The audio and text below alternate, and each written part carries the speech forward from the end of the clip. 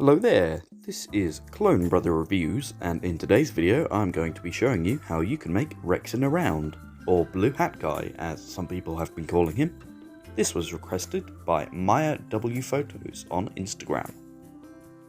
The first minifigure that you're going to need is this Anakin Skywalker.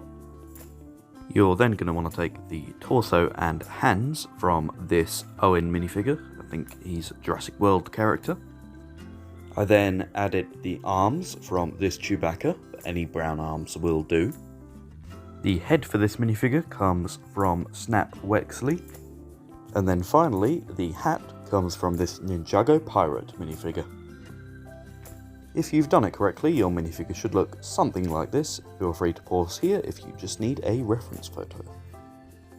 Overall, I think this minifigure turned out looking accurate enough. As a background character, I did find it a little odd to be a request, but nevertheless, I hope you like it.